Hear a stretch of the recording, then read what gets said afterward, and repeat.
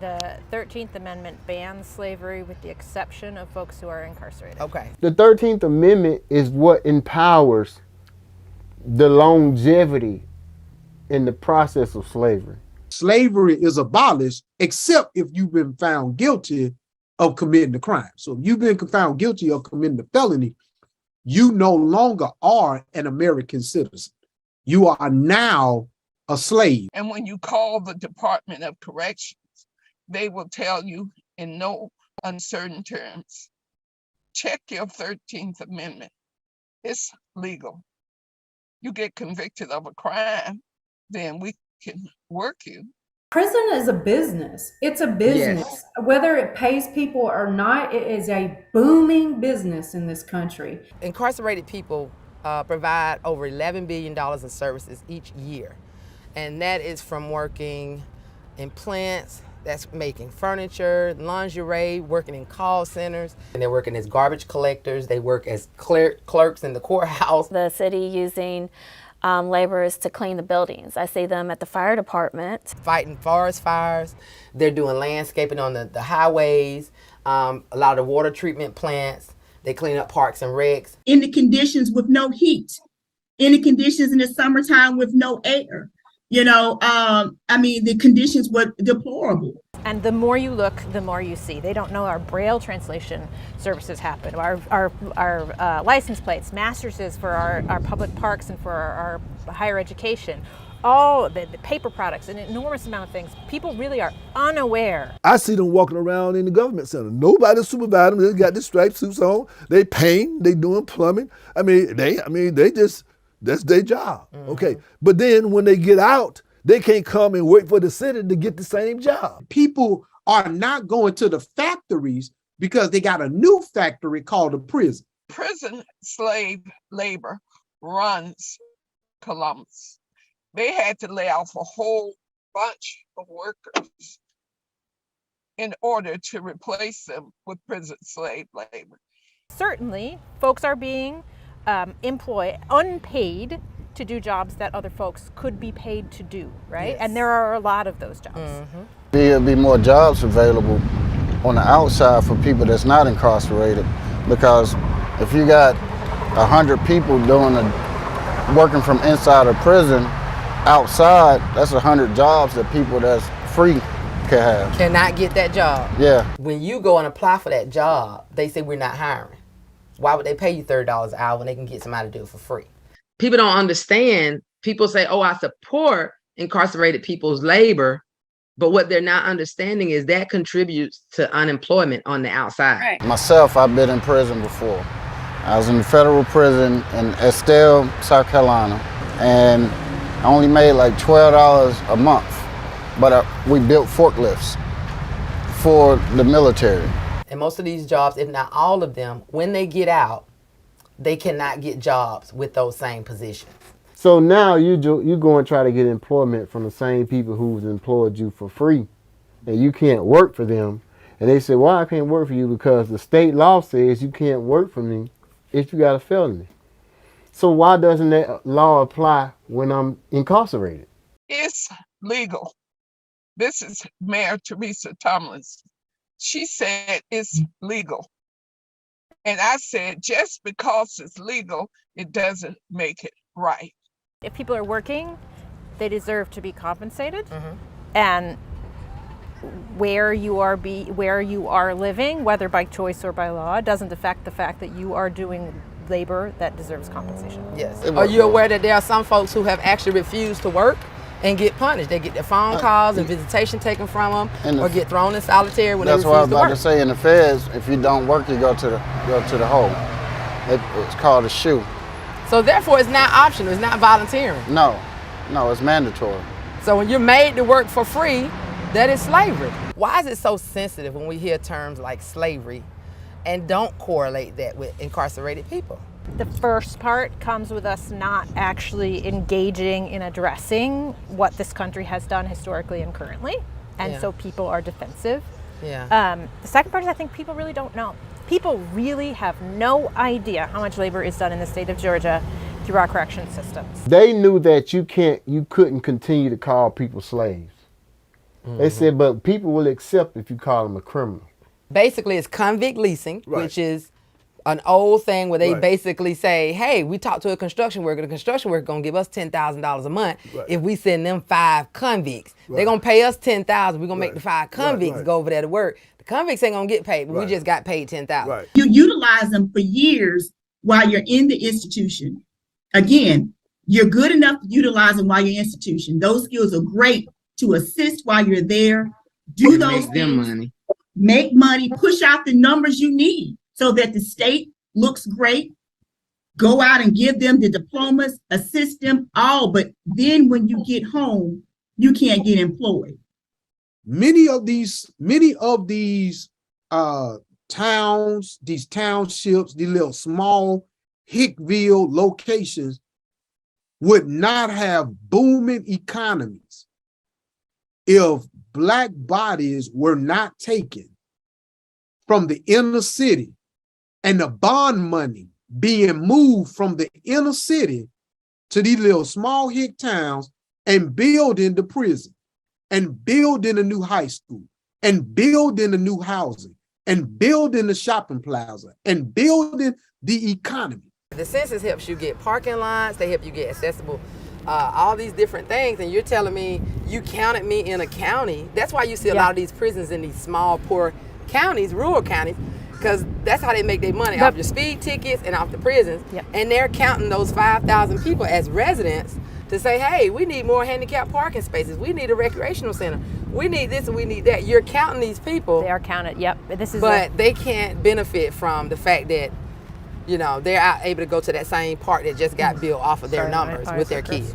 Most of the time when there is refusal on banishing different systems or adding programs, money is the common driver. So what about the money is going on that they're so hard pressed to not let go of it? They have stuff like that and they say we need people at the Civic Center. We just had a flood. We need people to come clean this road up. We had this. Why are they not saying we need to hire 15 people down here at the Civic Center? We need to pay 20 people to come and do this. Why are they not doing that, and why are they choosing to use incarcerated people? Because it would cost them money instead of making it would cost them money and not make them money. And the goal is to make money. And the goal has always been to make money. And also it's always to keep the city in a position of dominance. Here in Columbus, I know trash went from 2 days to 1 day a couple years ago. And last year, the mayor was cited in an interview that he did with the news that the residents were complaining because trash had been backed up and folks were complaining why it wasn't being picked up. And they asked him what was the reason why the trash wasn't being picked up. And he said, well, we don't have enough prisoners, i.e. we got a shortage of slaves. And so I immediately felt like when you say we have a shortage of slaves, the result is we got to figure out what we have to do to get more slaves to get out here to dump more of our trash. When I went to the license plate making factory, what I was told was that folks who were chosen to work this job were chosen because they would be there for a long time. Now, if it's a training job, if it's intended for you to be able to transition to another job, then wouldn't you want folks for whom that transition is going to happen? Wouldn't you want as many folks to be helped as you could? They should be able to just transition right on into that job, because obviously it's a job because they had them doing it. So why couldn't, if I'm doing it right now and I'm getting out in 6 months, why can't I just transition and that's my job when I get out? It's making too much money for it to make sense right now. And the criminal legal system itself is based on a money-making thing. You know, the IRS, Waleisah, even has something on their website that makes a notation that just because a person is incarcerated does not exempt them from paying federal taxes, federal income taxes, if they qualify to pay them. And the Department of Education has a notice on their site that lets people know that they don't get an automatic deferment just because they're incarcerated and not making money from paying those student loan payments. So I want people to be full well aware that we have federal regulations that make sure we're still paying on things that we owe on, even while we're in carceral systems, slavery systems in the state that don't allow us to make money. If you took away what the I hate this word, but what the inmates do inside of facilities, that would open up so many doors for so many community members who are without jobs. Once you become a ward or of the state or the feds, there's no way for you to get reintroduced into society as a regular American citizen. They can work you for free because you don't have the rights to defend yourself. You don't. That's why when you get out, you gotta get your right to vote back after a certain time. You gotta get your right to bear arms after a certain time, and that's if Georgia decides to give them to you. They don't come back automatically. Voting rights, right? So some people say, oh, restoration of rights, but there's another step there, right? Why are you losing your rights at all? The people who have lost everything because of incarceration are the people who are the most willing and able to commit to jobs when they come out. Those people can be committing to those jobs when they're inside. The method doesn't match what's actually happening, right? If it were training, we should see the program focused on transition. And that's not what we're seeing. This society had basically created mental health problems in our community. The degree to which we criminalize and incarcerate folks, it really fuels the cycle of poverty in our state. You know, it really, really does. We are taking resources from people and putting them into a system that only makes things worse for those people and then everybody that those people, you know, is associated with. We got to go deep into the DNA of this whole system because we cannot fix this system. We have to create our own system, and system still sharpens steel, systems sharpens systems. So as we build our own system, that's going to be the primary thing. When they come out, they got to be a part of this system that we're creating. In order to end mass incarceration, we have to have an employment component. People being able to contribute to their communities and reap the rewards of that is how you build sustainable communities, period. How can you prevent crime if you do not give people the tools and resources to be able to better themselves and come back to a contributing member of society? And part of that resources is a job. We have to create a post-incarceration reentry system that actually guides them into a trade or a profession. To change the charter to allow someone with charges, that's part of it, to change the city ordinances and state laws to allow, you know, people with records to actually work for the government. I mean, they're already working. They're already working for the government. They So just ain't getting paid. why not have different amendments made to keep them working? The more states we get who are willing to say out loud, we don't support slavery here, we are going to change it at the state level, the more push we get for the federal. Common sense says this is why our crime rates are high, this is why our homelessness is high, this is why our communities are the way they are, because we're not giving people what they need to succeed. And when people don't have a job, you're going to continue to have high crime. And to actually train somebody to use somebody under the guise of saying it's for training, and then when they get out because they have a felony, they can't get a job. It's an excuse.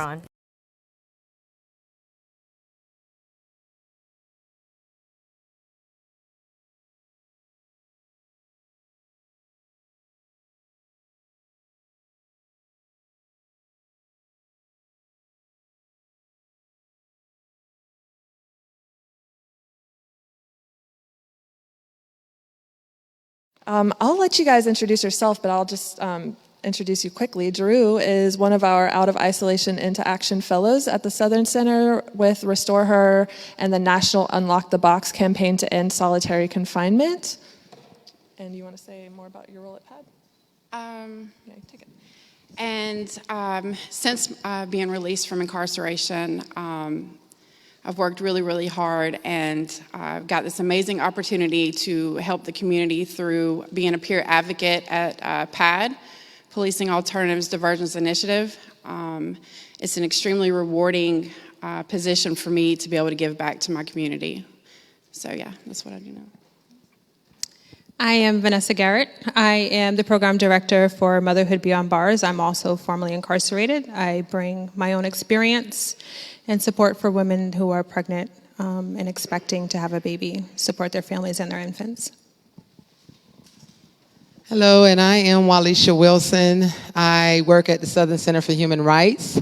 I also am the founder of New Life Second Chance Outreach, which was started about 10 years ago when I got out of prison, out of Columbus, where we help people who are 100% individuals who are convicted or have a criminal record connect with employers who are willing to hire them or landlords who are willing to rent to them.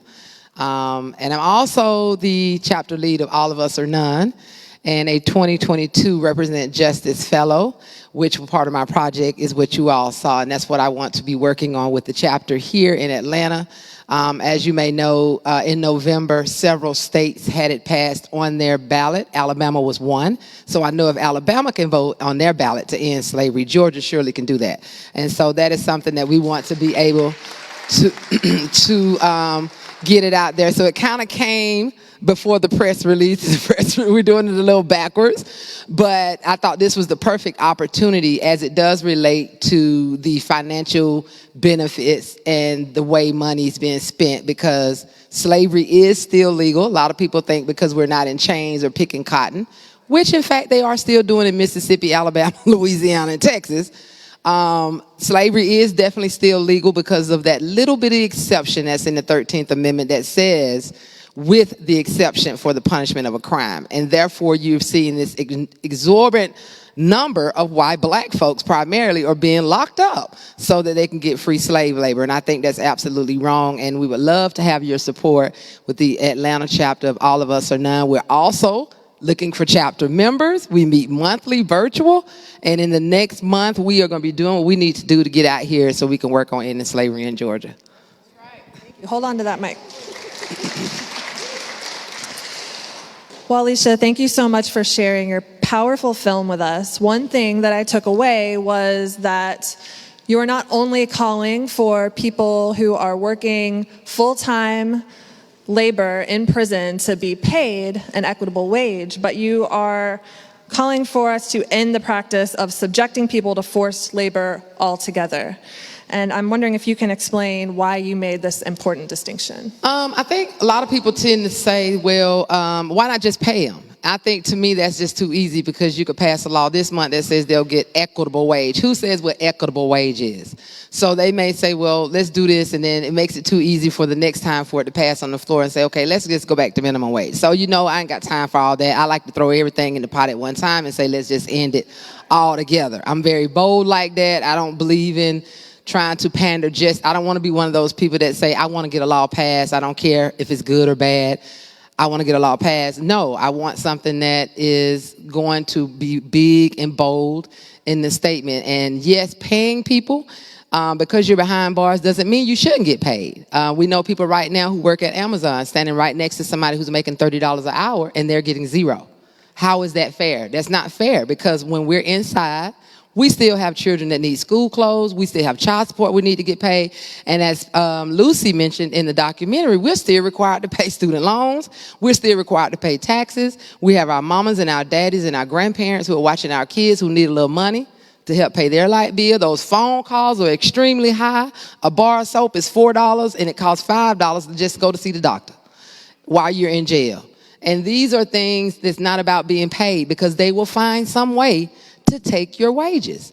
So hey, let's give them minimum wage, or let's give them an equitable wage. But did you all know that when people are in prison, they make you spend money on, the police reform, the police council? You have to get some of your salary to go to the police council. You have to get some of your salary to go to the victims fund. You have to get some of your money to go to the court. You have to get some of your money to go to No, we ain't got time for you to trying to give us something and then it's 100% and everybody else got 90 and we got 10. So just end it completely. So I think that's the best way to do it. Thank you. As you mentioned, there are a few private companies who are operating inside of Georgia prisons that do have to pay people a minimum wage. But the vast majority of people in Georgia prisons are paid nothing for their labor. And if they refuse to work, then they are often put in solitary confinement. Right. And so, yes, in lockdown, Robert, who was going to be here today, was going to tell us about his experience in Texas, which is another state that doesn't pay people for their labor, where he was forced to choose between picking cotton for free or spending time in solitary confinement. I was thrown in solitary confinement because I refused to work, and they took my visitations with my kids, and they took phone calls. And, you know, yes, you're not getting beat with a whip. And a lot of people say, oh, that's not slavery, you're not getting beat. But if I say I'm not going out here to work for free in the sun, that's what I should be able to have that choice to do that. You shouldn't take my visitation. You shouldn't throw me in solitary confinement. You shouldn't set me up so that some gang can jump on me because I don't want to go out here and work for you for free. Mm-hmm. Yeah, it's the same thing. And so in settings where people are able to earn money, like the transitional center, where people have an opportunity to still be sleeping in a prison cell, but go out into the community and start to save money, they still have to pay for room and board. Room and board, that's cute. Yes, much like the people who are working at those private companies in the prisons also have to pay for room and board. And so these companies are getting labor at very low rates. Some, even state organizations like Peach Pass, they are having people work in the transitional centers who are making a minimum wage, but they are now expanding that program to prisons where people are doing the same work for free. So because Robert and you, Drew, are part of our campaign to end solitary confinement, and because that is one way that people are forced to labor in our prisons, but also solitary confinement is used for all kinds of different reasons. We know that it's called lots of different things, medical observation, or sometimes protective custody. The effects are the same, and materially, it's all the same to be locked in a cage and to not have any human contact. Can you tell a little bit, whatever you're comfortable sharing, about your experience with solitary and how it led to the work that you're doing with the Out of Isolation into Action campaign? Is this on? Okay, to make sure. So I, in my 5 years of incarceration, was placed in solitary confinement for, they called it several different things, but at the end of the day, it was just that. It was solitary confinement. Gave birth, lockdown, solitary confinement. Gallbladder surgery, lockdown, solitary confinement. Go out to court, come back, they call it reclassification. Sit there for weeks on end. The shower experience. So you go from one small space, cuffed, walk to an even smaller space, locked in to a shower for who knows how long. The prison was extremely understaffed. If something come up or the officer just forgot, you just stood in the shower until they come and let you out. In this prison, there was no heat or air condition. So the elements were, extreme, especially in the north, up in the mountains. When it was cold, the windows would be busted out. You get one sheet, one blanket. And then when they called it medical observation, it's definitely they were not observing me at all. Like, I didn't even get the ibuprofen that I was entitled to after having major surgery.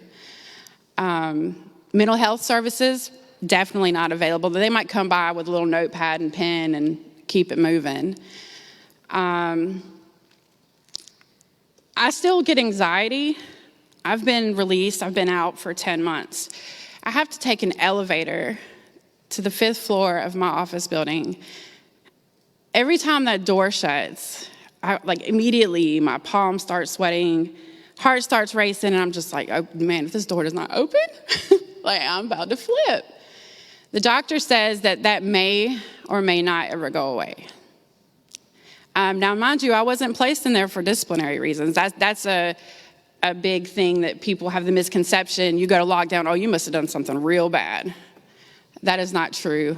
If you don't work, if I didn't work, I would have been placed in lockdown. And it's just a really bad experience. Nobody should have to go through that. Nobody should have to live through that, and I shouldn't be up here having to talk about it. There's no definition in law, correct, for solitary confinement. Therefore, they cannot place limits on solitary confinement because it's not even defined. I do know that prisoners of war, there's even a limit of 72 hours or Yeah, it's in the Mandela rules. And so the Mandela rules are what a lot of different states who have passed solitary confinement limits or oversight have used. And so we definitely want, if we can't eradicate it altogether, and being realistic, as long as there are prisons, there's going to be solitary confinement, because that's what they use to solve all of the problems that prisons can't solve. But we definitely need oversight, we need limits, and we need a definition in our law so that we can know how many people are being subjected to this abuse on any given day. We know that solitary confinement actually contributes to people's long-term health care and even their mortality after their release. People who are held in solitary confinement are more likely to die soon after their release than other people.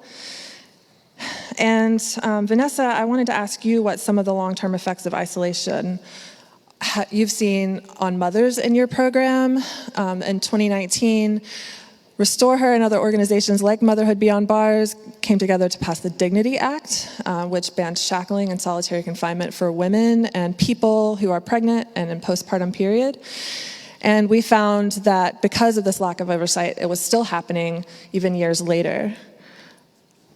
Okay, so first I kind of want to bring to mind that, we're talking about like the cost in addition to the isolation and solitary confinement, but the cost of the criminal legal system. And where Motherhood Beyond Bars stands is actually at the intersection of two costly systems, the criminal legal system and the foster care system. So every woman that goes to prison, that child is 5 times more likely to end up in the foster care system. And before I came up here, I found out there's about 200,000 children in Georgia who have been affected by parental incarceration. That's a big number. 200,000 children in Georgia. Like I said, we're here to talk about the dollars and cents, and it's very costly to put a parent behind bars for the criminal legal aspect and the foster care system. Our mothers in our program are already dealing with postpartum separation from their child. And then you're taking them and segregating them, separating them, and not offering them any type of mental health, no counselor. And those effects are severe, and they're very long lasting. You don't give them underwear, no change of clothes, you're not offering showers. All these things play into effect when a mother is separated from her baby and then she's placed in a room in an unfamiliar place to then learn to thrive and figure out everything that's going on her own. We provide certain types of advocacy, so our moms who don't have a voice, we kind of give them the voice. If we find out that they aren't getting certain minimum treatments like new underwear or a change of clothes, we make calls on their behalf. We provide them emotional support via mail and phone calls, which is new. At one point, we were able to email our moms through the JPay system, and JPay recently decided through GDC that if you are not on someone's approved visitation list, you can no longer email them, which makes me kind of sad. There's people that I have left behind who I relied heavily on email. Our moms relied heavily on email with me. That stopped, so now we're relying on the mail system. I actually went a little step further and had people add my phone number to their system, and GDC is intentionally removing my phone number from people's call list, a person, not an organization, a person, removing my phone number so that way they cannot reach out and ask for the support. In addition, we make sure that families also have money on their phone so the moms can call home. Just to give you an idea, a phone call was like $1.60 when I was inside. Now it's $2.93. So those $3 for 20 minutes sounds like a little bit, maybe to some of you, but to the families that we support, that's a really big deal. And we try to do other things to kind of lessen the effects of the mental health and the isolation, like sending moms books, getting an idea of what it is that she'd like to read, because when she's separated from her baby, she's gone to a facility, she has no access to her property, her personals, her toiletries. She doesn't have access to them, so we kind of get a list of some books that they would like sent in, and we send it in to kind of lessen the effects so they can read and journal and process their time because they're not getting any help on the inside. Thank you. We know the value of that connection, as women who have been inside ourselves, staying connected with our families, with your children. So the restriction of communications is really, really devastating. People already were paying exorbitant costs to stay in touch with their loved ones, and when you don't make any money and you have to pay for phone calls, even the price of a stamp is prohibitive when you don't have 50 cents to buy a stamp to write home. And so also, contrary to what many believe, healthcare in prison is not free. It's a $5 copay just to be seen, let alone a prescription if you're lucky to get medication. $5, yes. And we know that medical neglect and inadequate access to healthcare leads to serious and chronic conditions, even death, from what might be easily treatable conditions on the outside. So, Waleisah, I wanted to ask you about your experience, both personally and professionally. How does incarceration contribute to the long-term cost of healthcare, even after people go home? Thank you for touching on that. Yeah, a lot of folks don't realize that, you already get these costs inside. So if you're diabetic and you got to go to see the doctor, that's $5. Then they got to give you medicine, that's another $5. And then depending on what else you got to do, that's another $5. So you had your parents send you $30. Guess where that money's going? You owe the thing. So you still don't have your soap, your pads, and all the other stuff that you need. And so when people think, oh, it's in there, but then when you get out, those costs come out.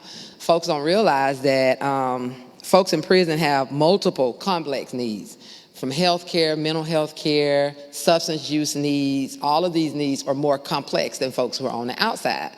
And so you combine that with unemployment. Once they get out, unemployment, homelessness, debt, more addiction and recovery services that they need, it compounds the cost of the health care on the outside. So a lot of folks don't think that, but when you're inside, you're already having to deal with some of those things. But then now, I went in, I didn't have a mental illness when I went in, but when I got out, I had a mental illness. Minus the other stuff, the depression and anxiety. I've been out, 11 years, 12 years, and I still have a hard time being in small spaces, hearing keys jingle, hearing police sirens go by, and of course I'm on medicine, and so these costs, some folks go in without addictions, come out with addictions. When you're inside, you're not eating food that you should be eating. It's not healthy at all, so of course you're either gaining weight or losing weight. You're going in, some folks that come out in worse cases. We've had several cases, whether here in Fulton County and also throughout the country, where folks are dead because they are receiving and not receiving the care they need. Now, knocked on top of that care of health care getting out, it costs to try to assist folks who are returning home from prison each state about $12 million to assist those folks with their medical health care. But then compound on top of that when you got lawsuits, that now you've had somebody in there who's had diabetes and you didn't give them their medication for 2 weeks. Now they died and their family suing the state. And so these are costs that people have that we need. And I had made a note that state prisons house more than 1 million people, many of whom have extensive and communicable health ailments. And the manner in which these services are provided affects state budgets because the expensive treatments for some common conditions, the downstream costs of delayed or inadequate care, and the legal and financial consequences of being found to violate people's constitutional rights all go into these budgets, and it costs the state money. So if you would give people the care that they need while they're in prison, when they get out, it won't be so much of having to try to play catch up. And a lot of time we've heard of folks that say, well, I'd rather just go to prison because I got 3 hots in a cot and I can get my teeth did and I can get my glasses done. But when you get out, trying to access mental health, trying to access medicine and stuff that you need, that is very costly. And a lot of folks think it's not, but it's costly to the community and it's costly to taxpayers. Thank you so much for mentioning both the financial and the human costs, and post-incarceration syndrome is real. Yeah, and with the work that I do at Southern Center, not to interrupt you, but the work that I do at Southern Center, we assist individuals who've gotten out on long resentencing. So when you've gotten somebody who was sentenced to prison sentenced to life in prison for selling this amount of crack, and they've served 40 or 50 years, went in at 16 or 17, and they're getting out at 62. Now you're dealing with bone ailments, issues, mental health, trauma, all of this stuff. When you think about it, Who's got to pay for that? Because they don't have a job. Taxpayers have to pay for that. So these are some of the things that I see when I'm dealing with most of my clients at Southern Center who are well over their 60s, who now have to get Social Security, who now have to get disability, who now have to get mental health, who now have to worry about stuff that deals with trauma, because being locked up at 17 and getting out at 70 years old, I mean, that's trauma. So that's a lot of therapy. So where I'm going to therapy once a week, some of these folks will probably need to go to therapy 3 or 4 times a week. You know, that's costly, and who's paying for it? Taxpayers. Thank you. Vanessa, do you want to share some of your experience with medical care and copays in prison? Horrible experience. If you don't have those $5, it's something that's just crazy to me. You don't get the care. I was fortunate enough to have family that supported me, so I had the $5. I was diagnosed with having blood clots. You have a blood clot in your leg. You can't go to work. And then you have to pay $5 for the doctor. You have to pay $5 for the sonogram. You have to pay $5 for the medication. And then still have the prison tell you that you have to go to work. I suffered with migraines. Just to have a headache, here's an ibuprofen. You know, oh, take a day off of work. Just a headache. It's a headache, it's not a migraine. I come home and find out that I actually have a trait for blood clots that decided to make itself prevalent because of the lack of nutrition. You know, I asked the doctor, like, if this is a trait, if this is a gene that I carry and it's been in me this entire time, why is it just now showing up? The lack of nutrition. Before I went inside, I ate right. I had no problems with it. Now that I was inside, didn't have anything of real nutritional value, my body was under attack. I was seen at a doctor for a migraine, $5 copay, $5 medication. You're fine, you'll be okay, take this antidepressant. And I don't like taking medication, so I didn't feel depressed, I didn't take the antidepressant. I came home, was still having the migraines, decided I was gonna go to a doctor, and when I stepped in the doctor's office, they said, oh, you missed your last 3 appointments. I said, this is the first time I made an appointment. The transitional center that I was at had actually made appointments for me, never transported me to these appointments. They've had copies of an MRI that I never seen, that I never even knew that I had a brain tumor, that at the time would have taken 20 minutes to remove. So for the past 2 years, I've been on therapies, and hopefully this summer I can actually, it's a simple procedure, they can go up to my nose and remove it. But right now it has grown, and we've been in the process of trying to shrink it through medication where they can go back up my nose and remove it, and I will no longer have the migraines. So you talk about like the cost, yeah, it's $5, $5, but when no one's actually communicating to you like what the severity of your condition is or what you really have going on, you come home and you have all these other life-threatening issues that you're battling. It's like, it's not fair for my quality of life now, nor was it then, and it's not fair to not have had it taken care of before. What about the doctor bills that go on your credit? Yeah. Go ahead. So I come home, check my credit. All the surgeries that I had while I was incarcerated were on my credit. I was a ward of the state, and they were supposed to be paying for it. But it turns out the paperwork that you fill out when you go into the hospital, you have to put your social on there. The Department of Corrections was just like, charge it to her. So I come home. How long did it took us a long time to fight to get that off? About 2 years. I started working on it when I was in the transitional center, and I just now got it off my credit 2 years later. So, yeah.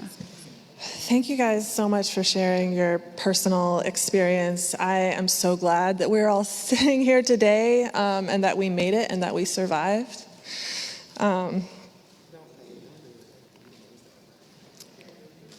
Yeah, I just want to say names of a couple of women who we know who didn't make it. Becky Guyton and Ruby Evans.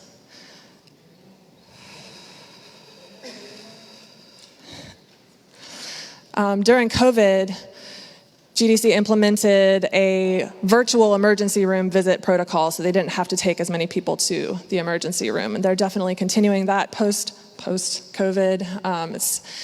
It's hard to be in a board meeting and hear them talking about how much money they're saving by not taking people to the hospital. Budgets are moral documents, and the Georgia Department of Corrections has been under investigation by the Department of Justice Civil Rights Division since 2021 for violent conditions faced by people living inside, largely fostered by understaffing and neglect. Yet last year, GDC budget was increased by $600 million, slated to open 2 new prisons, to buy one and build another. They've announced the impending closure of Lee Arendale, the state's largest women's prisons, with plans to relocate to a former federal prison purchased in McRae, Georgia. But there are as yet no public details about the new build. We can't make public comment in budget hearings the way we can in most legislative hearings. The state allocated more money this year for further maintenance and repairs and more security technology. But we're not hopeful that these changes will make a meaningful difference for people inside because cameras can't protect people. Instead of remedying understaffing by reducing the population, they say we can't be everywhere all at once, but more cameras mean even less privacy. It means if there's no staff to review or respond, it doesn't matter how much footage you have. And cameras will not prevent violence, but will be used to further criminalize people living in these brutal environments. To close our discussion on Georgia's carceral economy and how these funds could be better used to support people inside, to support their successful release and reentry, indeed their survival, we will now hear from people who are currently incarcerated in Georgia prisons, because the people closest to these problems are the ones to whom we can look for the solutions. The following messages were thoughtfully crafted by incarcerated people in Georgia prisons. The thrust of their requests are for access and justice. Access to restorative justice parole opportunities, access to supportive friends and family through reinstatement of J-Pay, access to women's health services products and gender responsiveness programming, and access to supportive housing first opportunities. All requests are part of a larger vision of justice for Georgians that are rooted in evidence-based solutions to the problems of crime and harm. Hear their voices. Lifers need to be seen and heard. Parole determined by seeing who we become, not who we were or the crime we committed. And we need to be reviewed as a person, not by our past behavior from decades ago. The crime will never change, but our growth and progress change every day. Please afford us a chance to show you that we can not only be productive members of society, but we are assets to society. We have the experience that allow us to create platforms for others to not let violence or negativity infiltrate their lives.